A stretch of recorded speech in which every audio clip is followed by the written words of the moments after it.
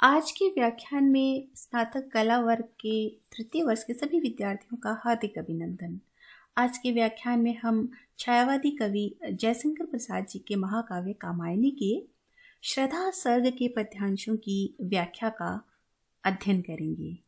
आज हम भाग 2 में कामायनी में प्रसाद जी ने मनु और श्रद्धा के मिलन का रूपक मानवता के विकास के परिचायक के रूप में चित्रांकित किया है।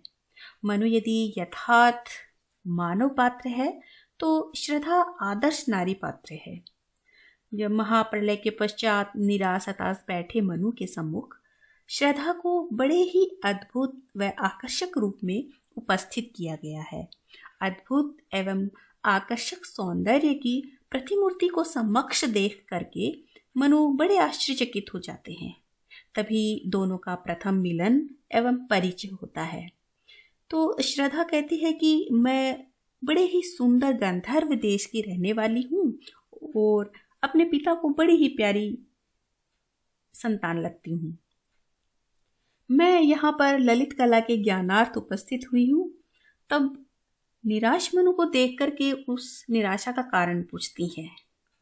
तो कहती है कि तुम्हें देखकर ऐसा लगता है कि तुम जीवन की लालसा से शून्य और अपने स्वर्णिम भविष्य के प्रति अनजान हो।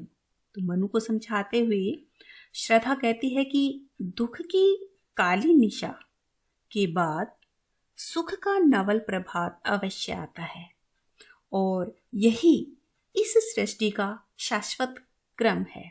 इसलिए जीवन में निराश हताश ना होकर के आनंद और उत्साह के साथ जीवन जीने की प्रेरणा देती है। तो श्रद्धा को सौंदर्य व करुणा की साक्षात मूर्ति के रूप में यहाँ चित्रांकित किया है। उसके दिव्य रूप को देख करके निराश मनु में एक नवीन आशा की किरण का संचार होने लगता है। आज हम जिन पद्यांशों की व्याख्या करेंगे उन पद्यांशों में इन्हीं सब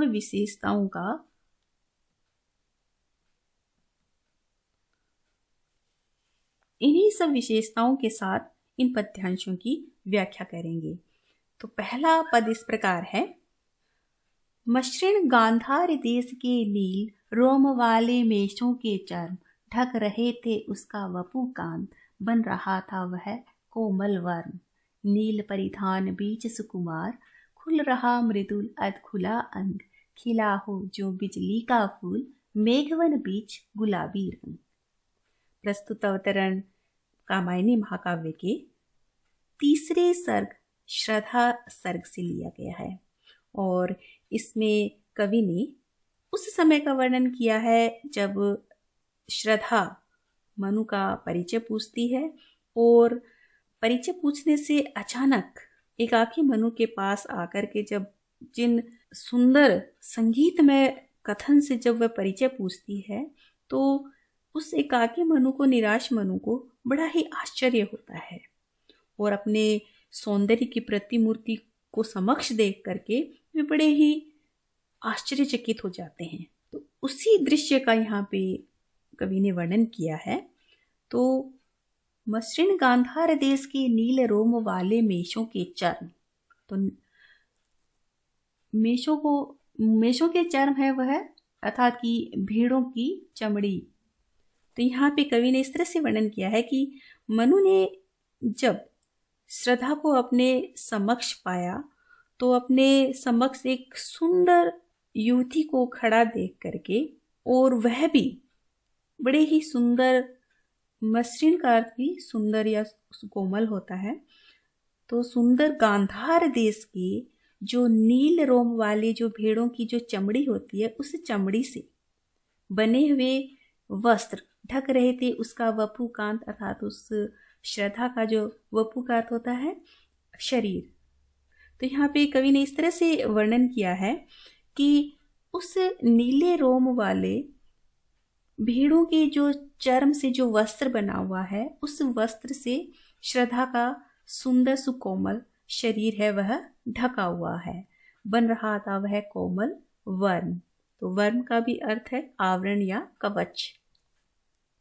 तो उस नीले वर्ण के उस परिधान में उसका स्पर्श पा करके श्रद्धा का जो शारीरिक उसकी जो कोमलता है, उस कोमलता ने मानो उसको उसका एक कवच बना हुआ हो, आवरण सा दिखाई दे रहा था। आगे कवि ने इस तरह से वर्णन किया है श्रद्धा के सौंदर्य का कि उस समय श्रद्धा है वह मनु के समक्ष किस रूप में दिखाई देती है। तो नील परिधान बीच सुकुमार, खुल रहा मृदुल अध खुला अंग, खिला हो जो बिजली का फूल, मेघवन बीच गुलाबी रंग।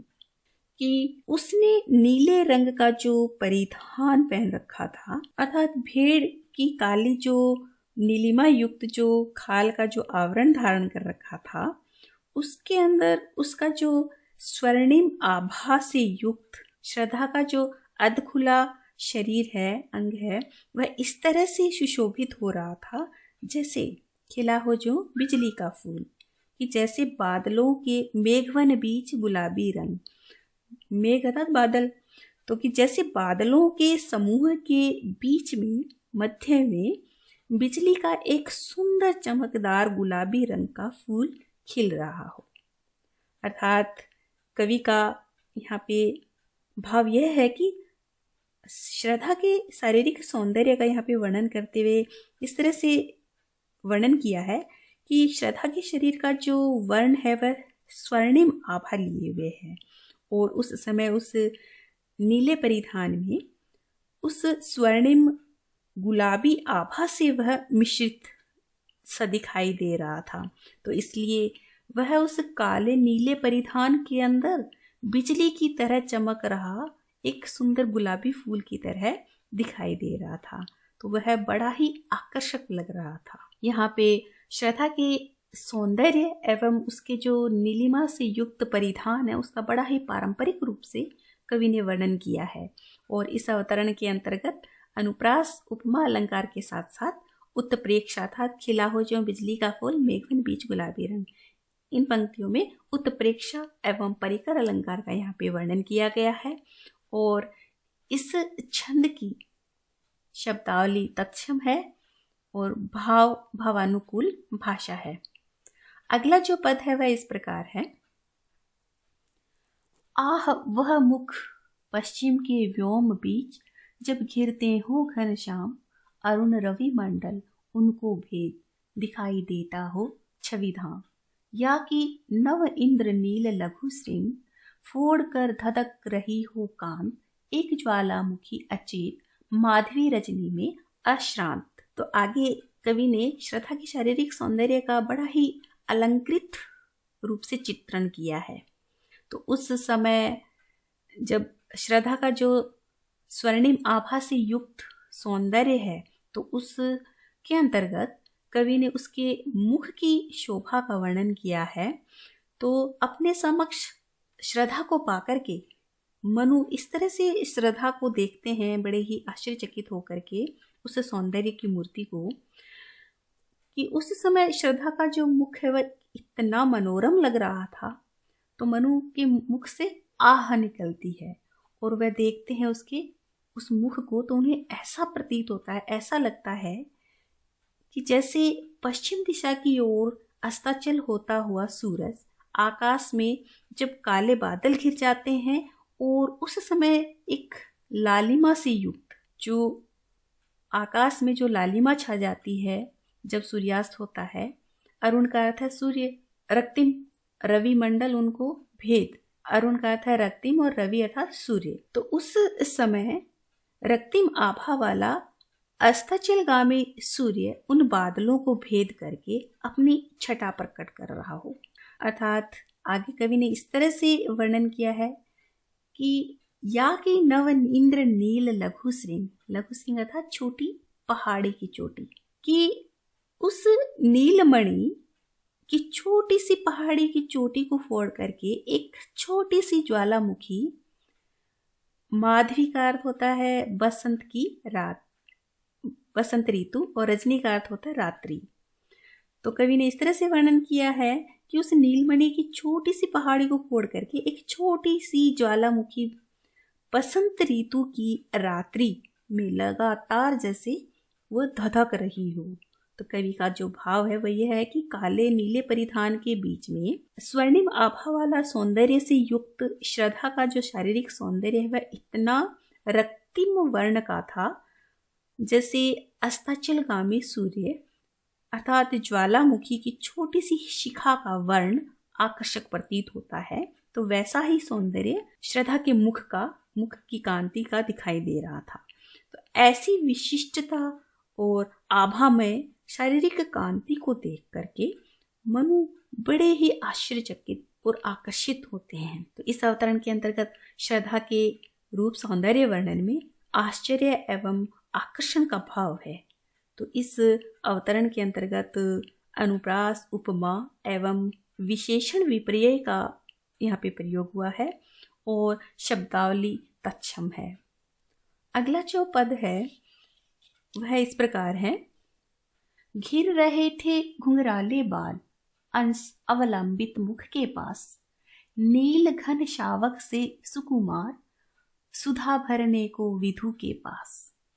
और उस मुख पर वह मुस्कान, रक्त किसले पर ले विश्राम, अरुण की एक किरण अम्लान, अधिक अलसाई हो अभिराम। इस अवतरण के अंतर्गत कवि ने श्रद्धा के सौंदर्य का चित्रण के साथ साथ जब महाप्रलय होता है और एकाकी बैठे मनु के पास जब श्रद्धा उपस्थित होती है तो वह एक सौंदर्य की प्रतिमूर्ति दिखाई देती है और मनु उसके सौंदर्य पर मुग्ध हो जाते हैं।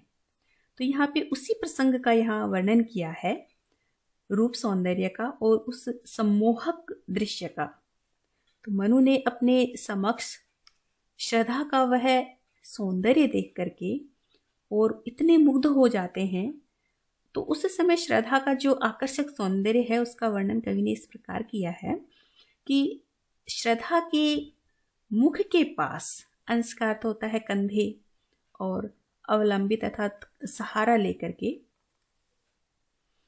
तो कवि ने इस तरह से वर्णन किया है कि श्रद्धा के मुख के पास कंधों तक घुंघराले बाल बिखरे हुए थे और उन्हें देख करके ऐसा प्रतीत हो रहा था, ऐसा लग रहा था मानो नील घन शावक से सुकुमार। घन शावक अर्थात बादल के छोटे छोटे टुकड़े, छोटे छोटे छोने। तो कवि ने इस तरह से वर्णन किया है कि उस समय ऐसा लग रहा था मानो बादलों के छोटे छोटे छोने अर्थात टुकड़े, छोटे छोटे बादल। विधु का अर्थ होता है चंद्रमा, और कि चंद्रमा के पास सुधा का अर्थ होता है अमृत। तो कि वो छोटे छोटे बादल हैं वे चंद्रमा के पास आकर के मानो अमृत जल भरने आए हों। तो श्रद्धा के मुख की जो मुस्कान है उसकी जो शोभा है वह बहुत ही निराली, बहुत ही अद्भुत, अनूठी है। तो उस समय कवि ने इस तरह से वर्णन किया उस समय का कि उस समय उस मुस्कान की शोभा ऐसी लग रही थी कि मानो रक्त किसले पर ले विश्राम, अरुण की एक किरण अम्लान, अधिक अलसाई हो। अभिराम का अर्थ भी सुंदर होता है। तो यहाँ पे अरुण का अर्थ भी रक्तिम, लालिमा युक्त, और किसले अर्थात कोंपले। तो कवि ने इस तरह से वर्णन किया है कि श्रद्धा के मुख की जो मंद मुस्कान है उसकी शोभा है वह बड़ी निराली है और वह शोभा ऐसी लग रही थी मानो सूर्य की कोई बड़ी ही कांतिमय किरण नव कोंपलों पर लालिमा से युक्त विश्राम करके अलसा रही हो और बड़ी सुशोभित हो रही हो, सुंदर लग रही हो। अर्थात कि किसलयों के समान उसके अरुण कपोलों पर शुभ्र मुस्कान की किरणें बिखर रही हों।